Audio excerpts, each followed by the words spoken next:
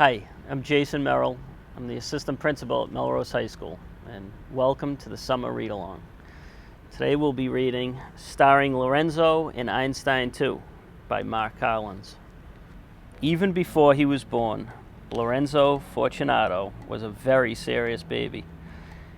Moving inside his mother's belly, he would close his eyes and dream that he was flying toward the moon. In his crib, he wondered about important matters. Why did his rattle fall down instead of up? Where did the stars go in the morning? On the wall, he drew pictures of the planets. His family, who performed in the theater, weren't quite sure what to make of him. His head's up in the clouds, his mother said. The boy can't even do a somersault, his father said. I don't know what will become of him. His twin sisters pretended he wasn't there. What little brother? Asked Irene. I don't see a brother, said Sylvia. As soon as he was old enough, Lorenzo joined his parents' theater act, the Fabulous Fortunatos. Lorenzo's father juggled, his mother sang, Irene and Sylvia played the banjo and told jokes. His father tried to teach him how to walk on a tightrope, but while he was practicing, Lorenzo wrote numbers on his hand and nearly fell off. None of the other things he tried worked out very well either. The twins laughed and chanted, Lorenzo the Schmemzo, a boy who can't juggle or even spin. You funny thing, you don't fit in. What a mystery, what a fuss. It's hard to believe you're one of us. Lorenzo sometimes felt as though he had been born into the wrong family. When he wasn't performing, Lorenzo lived a life more to his liking. On the roof, inside an abandoned pigeon coop, he worked on a secret project. He never told his family what the project was. His family never asked. One night, when the Fortunatos were performing, who should appear but the great scientist Albert Einstein? Einstein loved the Fortunatos. After all, he said, who wouldn't? Such singing, such banjo playing, such hilarious jokes. Not to mention the juggling skills of Mr. Fortunato, a lamp, a chair, 3 salamis, and his own son Lorenzo, tossed into the air. After the performance, Einstein went backstage to give his congratulations.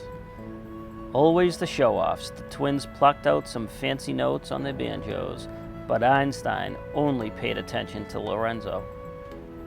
He looked at the formula on Lorenzo's hand. He read the bottom of Lorenzo's sneaker. Ah, he said, raising his bushy eyebrows, most interesting. You can tell what I'm working on, Lorenzo said. They don't call me a genius for nothing, Einstein replied. Can I see it? Back home, Lorenzo took Einstein up to the roof. Inside the pigeon coop was his secret project, a shiny spaceship. Would you like to come with me? Asked Lorenzo. And the two of them put on their spacesuits. The spaceship took off with a tremendous roar. As they traveled through the Milky Way, they scribbled formulas on the walls of the ship and told math jokes. Once they even left their ship and floated freely in space. The stars seemed to crowd close as if curious. Lorenzo wasn't sure, but he thought they were singing. They zipped from one galaxy to another. There was a planet where everything floated, chairs, cats, a herd of tiny blue hippos. On another planet, everyone danced. A deer reminded Lorenzo of his mother. 2 frogs and a mud puddle of the twins. Suddenly, Lorenzo missed his family. When they returned to the spaceship, Lorenzo looked through the super telescope. Far away on Earth, he could see the fabulous Fortunatos performing. They looked sad. A tear rolled down Lorenzo's cheek. Einstein gave Lorenzo a pat on the back. Everybody needs a family, Einstein said. I know they miss you.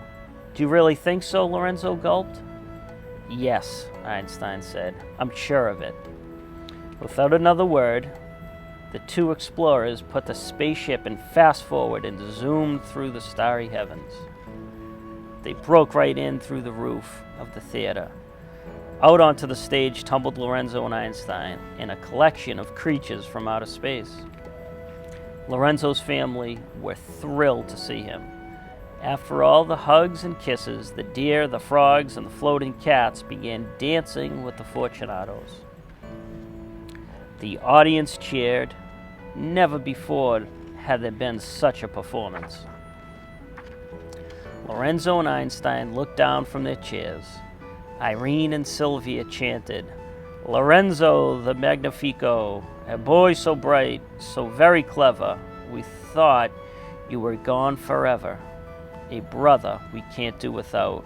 A Fortunato, there's no doubt." "I really am a Fortunato, aren't I?" said Lorenzo. "You are," said his mother. "Absolutely," said his father. Einstein just shook his wild hair and smiled. Up above, the glittering stars moved in closer as though to watch, and sure enough, they were singing. The end. Thank you for joining us for Summer Read Along. Have a great summer.